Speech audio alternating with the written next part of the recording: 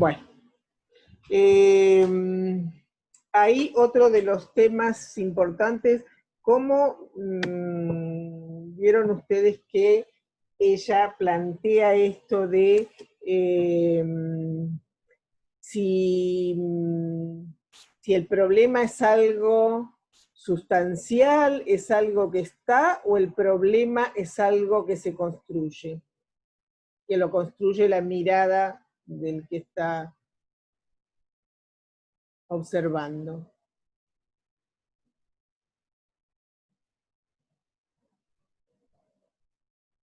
Yo quiero remarcar estos puntos porque dentro de cada planteo, así como ella dice, menciona al principio los conceptos de infancias, desarrollo, aprendizaje, y dentro de esto incluye problemas, no todos, no desde todos los puntos de vista se entiende lo mismo por desarrollo, no de todos los puntos de vista se entiende lo mismo por infancia, también por aprendizaje, y quizá es menos como conocido esto de las distintas concepciones de problema. Soraya le puede preguntar al gato, a ver, ¿qué piensa él? ¿Qué piensa él de esto? Bueno, ¿cómo entendieron esto de que el problema se construye? Dice que el problema se hace mediante el recorte de la realidad que vamos viendo. Depende qué tomamos para ese problema. Eso dice ella. ¿Y a uno qué se le ocurre? ¿Qué concepción tenemos de problema? ¿Qué sería un problema? ¿Cómo definiríamos problema cada uno de nosotros? Nosotros tomamos como problema alguna situación que a nuestro parecer no está bien. Que no se pueda resolver. No sé, un problema que nos pasa actualmente. Por ejemplo, esto que le está pasando a usted, que no podía resolver el de pantalla, eso es un problema.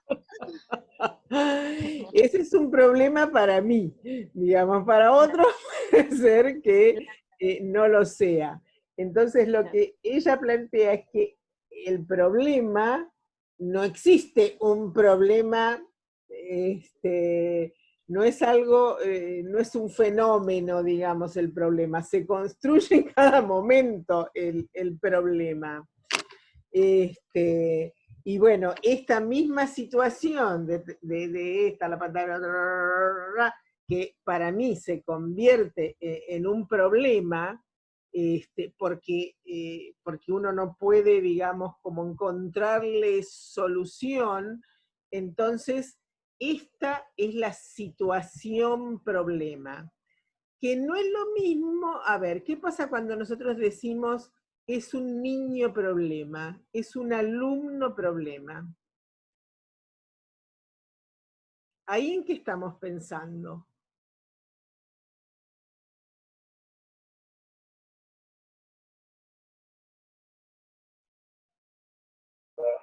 ¿Qué pensamos cuando decimos un alumno problema? Sí.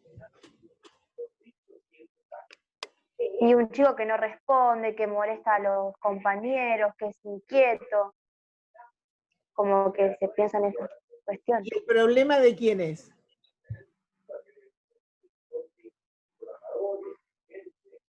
Es como que uno ya no está... ¿Eh? Si decimos es un alumno problema, ¿de quién es el problema? El problema es el de la clase, me parece, porque afecta tanto a la maestra como a él mismo, y a la clase misma. Sí, pero cuando nosotros decimos es un alumno problema, sí, ya todo el mundo lo conoce. Es un Claro, alumno. como que uno ya lo Tiene que rotuló. verse también con que se lo enmarca a una como objeto entre todos, un objeto que se indica que se lo remarca entre todo el grupo, o sea, es el alumno problema, ahí la palabra, o sea, en la totalidad de todos es como que resalta ese que es el alumno problema, o sea, que ya lo estoy como indicando, focalizando. Claro, entonces el problema ya está ubicado en un determinado lugar, tiene nombre, apellido, características, es un problema en todos lados, digamos, es un problema que circula.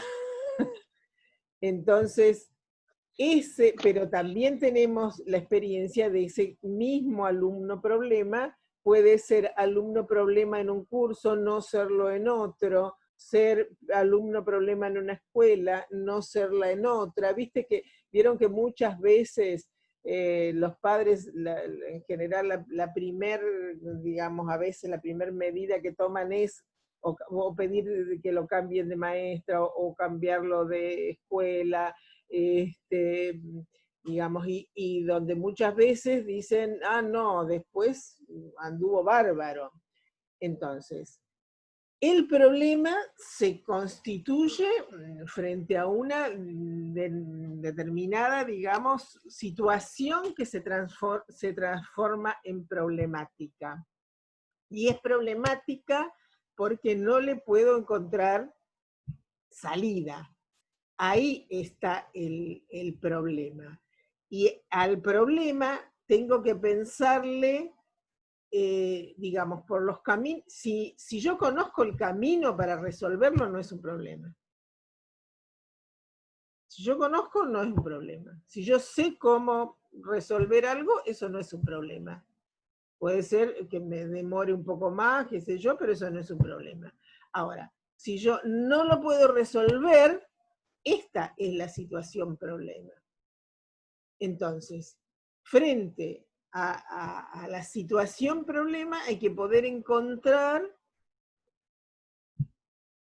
generar nuevos caminos, nuevas ideas, nuevas alternativas, porque si no repetimos siempre lo mismo. Entonces, con aquellos niños considerados entre comillas alumnos problema o niños problema, muchas veces lo que sucede es que no existe esta posibilidad de pensar, problematizar la situación. Problematizar es esto, es, bueno, me encuentro sin recursos.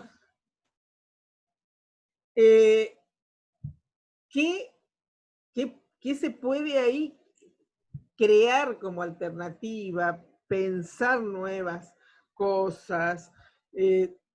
Ahí es problematizar la situación. La situación, hay que creo que en algún momento lo vamos a ver, que viene en esta misma línea de pensamiento, un video de Silvia Duchaski, y que se llama El problema es que la escuela no tiene problemas. ¿Y a qué se refiere esto con que la escuela no tiene problemas? Que generalmente no se problematizan las situaciones, se convierten en rutinas, digamos, estas situaciones donde, bueno, a un niño que crea, digamos, que es parte, no que la crea quizá, pero que se constituye en una situación problemática para trabajar en la clase, para vincularse con los pares, con el maestro, para aprender, bueno, para lo que sea, esto no es convertido en una situación problemática a la cual se le buscan alternativas, sino que rápidamente, bueno, lo sacamos del aula, ya tomamos alguna medida y muchas veces digamos, en esto se diferencian las escuelas que uno le podría llamar inclusivas y las expulsivas. Las expulsivas, ¿qué hacen con aquello que, digamos, que se encuentra o que sí, se constituye en situación problemática?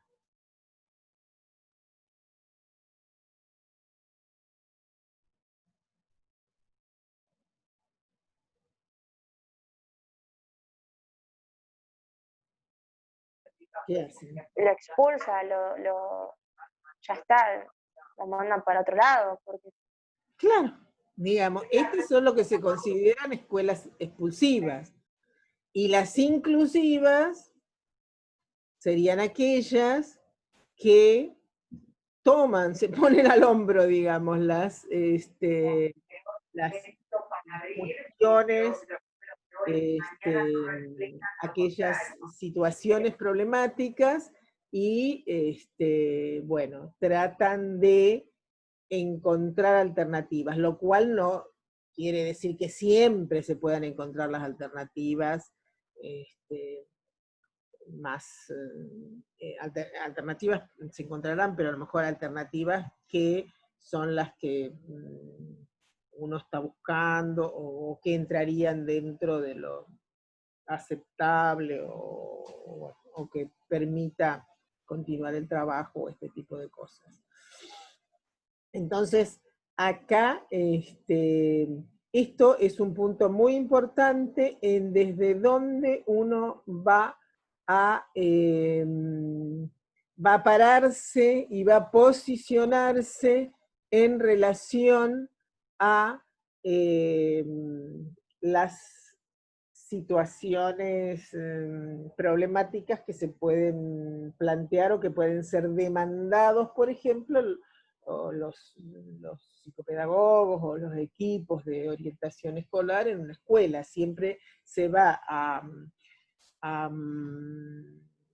solicitar la intervención de un equipo, digamos, de un profesional psicopedagogo en una escuela, se va a solicitar su intervención frente a alguna situación problemática vivida, digamos, que sea problemática para el maestro, que sea problemática para, no sé, la dirección, para los padres, para cualquiera de los que participan de la comunidad educativa y de los procesos de aprendizaje de los niños.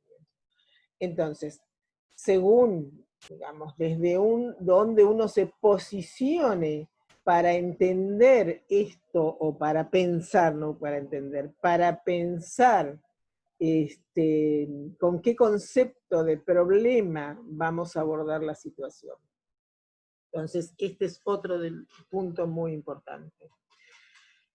Después un punto que, digamos, que ella trabaja bastante y que nosotros ya los vimos anteriormente y me parece que viene bien, digamos, como volverlo a ver, es el de los observables. Que ahí lo despliega bastante. Les llamó la atención todo digamos, toda esta explicación o este despliegue que hace con los videos, con las imágenes.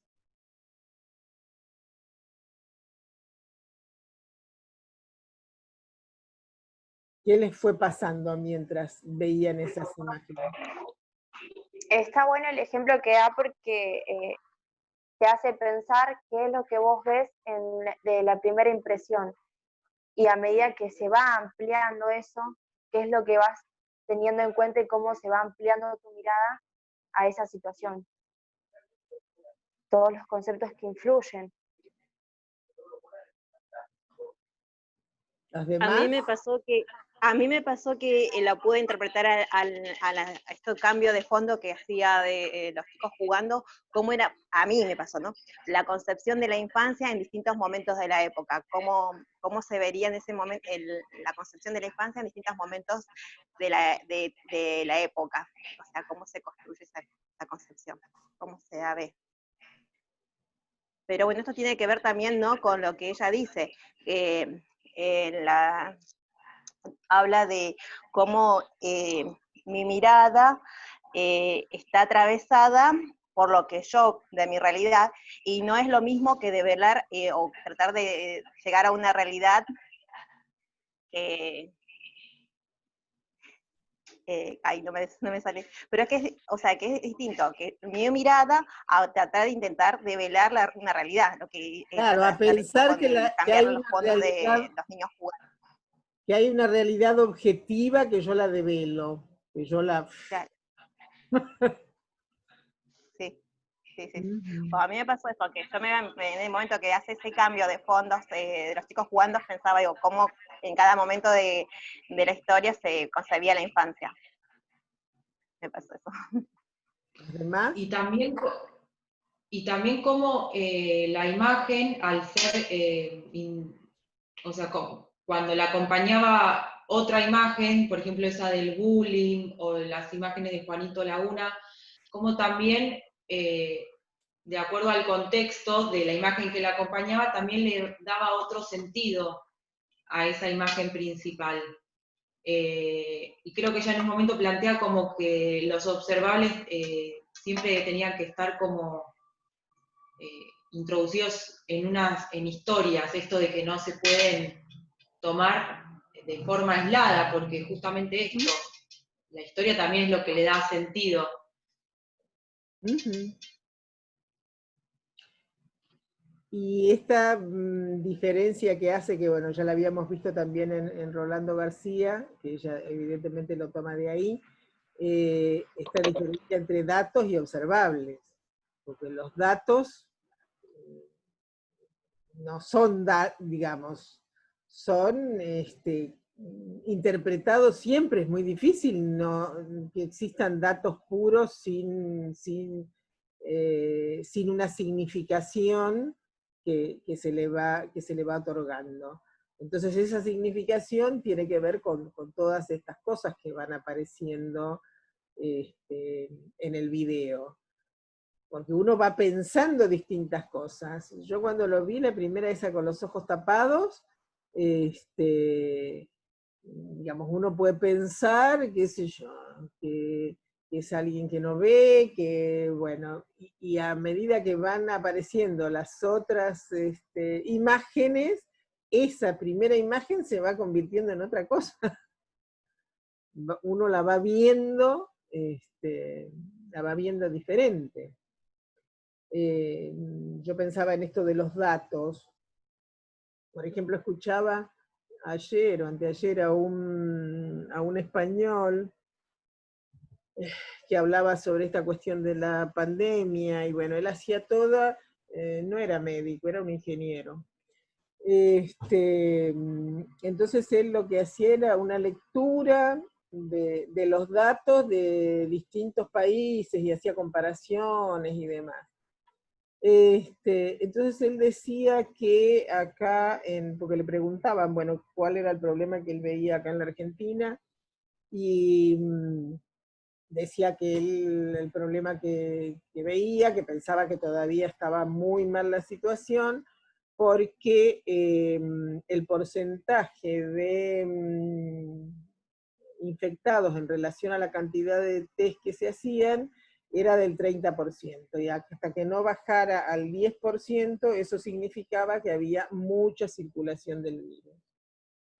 Yo pensaba, todo eso es interpretación, digamos. Los datos son, en base a tantos test, aparecen tantos infectados.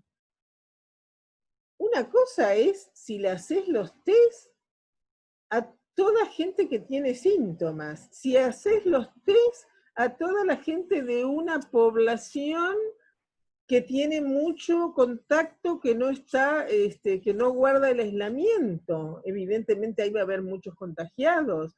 Otra es si lo haces en un lugar donde no hay, donde no hay gente con síntomas, donde no hay, qué sé yo, en un barrio, suponete yo en mi barrio, yo no conozco a nadie que que haya tenido la enfermedad o que esté. Entonces, si vienen a testear casa por casa, van a hacer y no van a encontrar, de todos los test que hagan, no van a encontrar un alto porcentaje con la infección. Entonces,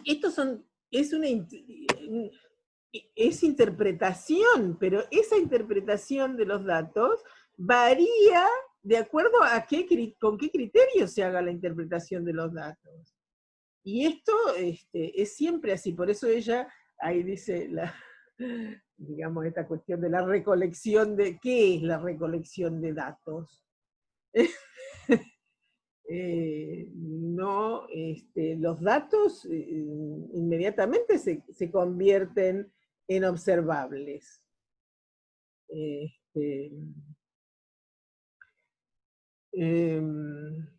Así que bueno, ella le da mucha importancia a este tema de los observables. ¿Por qué? Porque, digamos, cuando uno va haciéndose, como en este caso era con las imágenes, pero supónganse que uno va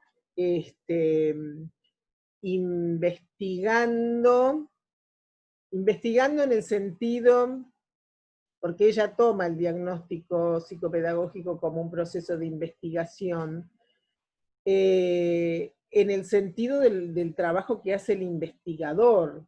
Digamos que el investigador parte desde ciertas concepciones, nunca parte de cero, digamos. Ustedes vieron que en cualquier investigación lo primero que se define es el marco teórico.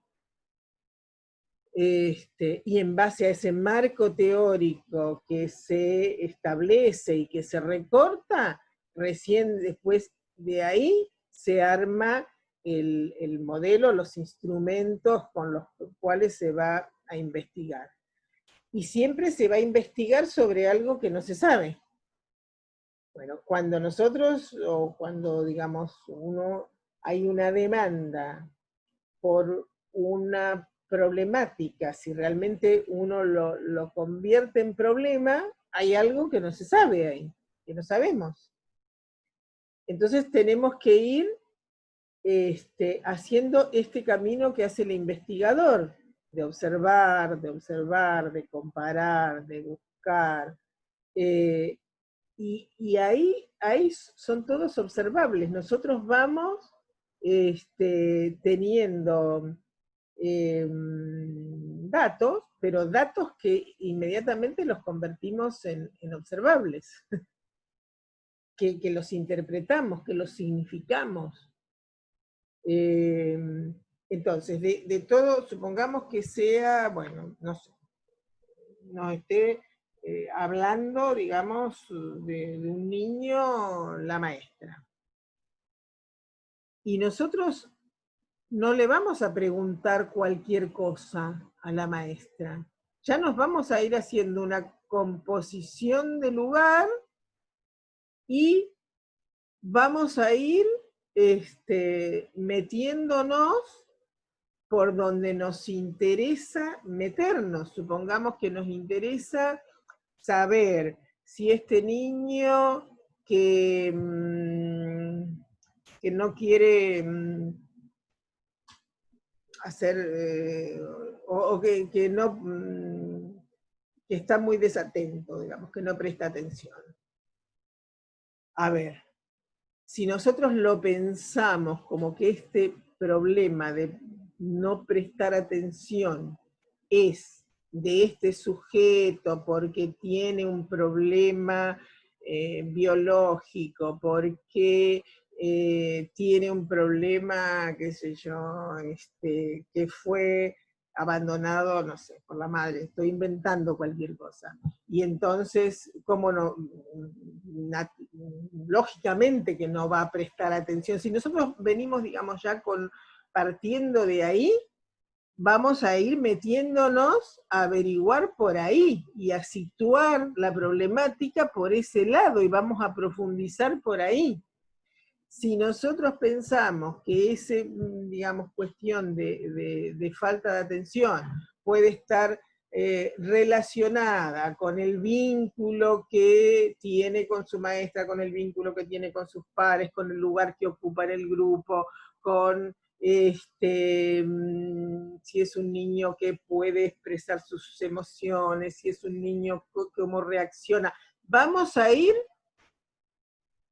buscando o mirando, por eso es lo que ella dice, Norma Filidoro, siempre vamos a mirar desde algún lugar. Lo que no podemos desconocer es de dónde estamos mirando. Eso es lo que no podemos, después podemos equivocarnos, podemos hacer idas, venidas, pero no podemos desconocer a ver desde dónde estamos, cuál es nuestra posición, desde dónde estamos mirando. Entonces, bueno, este tema de los observables va a ser algo con lo cual vamos a seguir trabajando y que va a ser muy importante. Y ella toma tres cosas: los observables, las inferencias y no me acuerdo cuál es el tercero. Bueno, sobre todo nosotros vamos a tomar este de observables, que es el más, digamos, como el más sencillo y el más, de alguna manera, ya lo otro es todo un trabajo después de mayor elaboración, que es un poco más complicado. ¿Qué más quería? ¿Qué otras cosas, a ver, que a ustedes les hayan llamado la atención?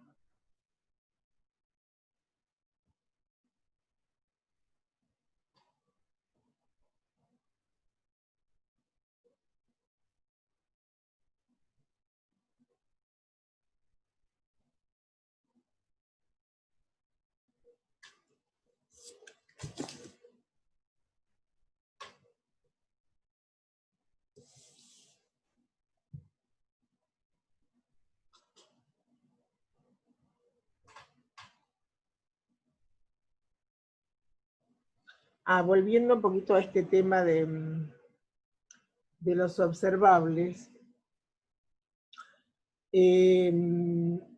otro punto que ella ahí menciona, porque a ver, ella dice, bueno, se puede, tampoco los observables son pura construcción, porque si no podemos decir, bueno, cada uno podemos construir la realidad que queremos.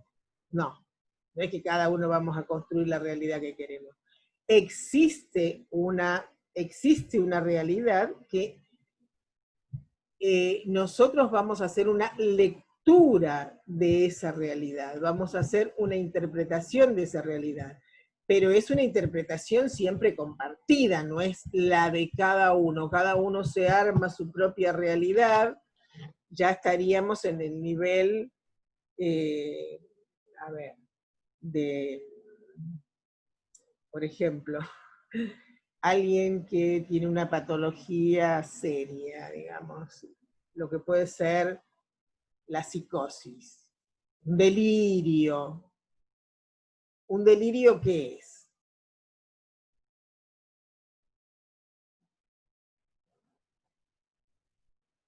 Cuando decís cosas que no son correctas, por ejemplo. Claro, pero ya de un grado, supongamos, que no concuerdan con la realidad. Claro, que no Claro, imaginarse. Claro. Imaginarse cosas que... Imaginarse y ver, vieron que hay, o las alucinaciones.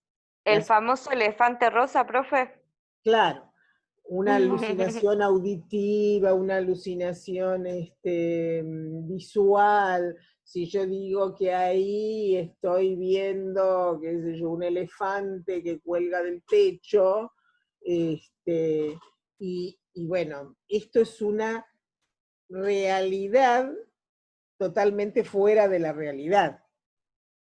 Entonces, una cosa es que yo me imagine que podría haber, y otra cosa es que la esté viendo. Entonces, ya dice, existe una realidad que yo le voy a leer esa. Entonces, la construcción es esta lectura que yo hago de la realidad, pero es una lectura también compartida. Digamos, por esto este planteo de lo complejo y del entrecruzamiento, porque si no, sería imposible la convivencia, sería imposible ninguna cuestión de conjunto, sería imposible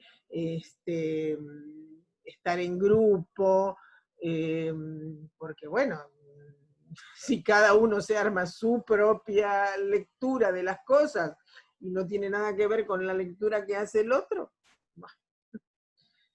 sería bastante difícil.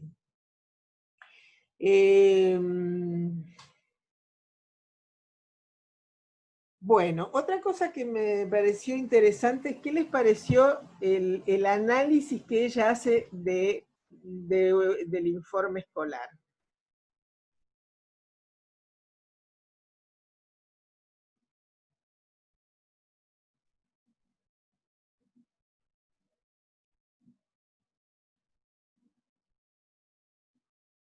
¿Se acuerdan cuál era?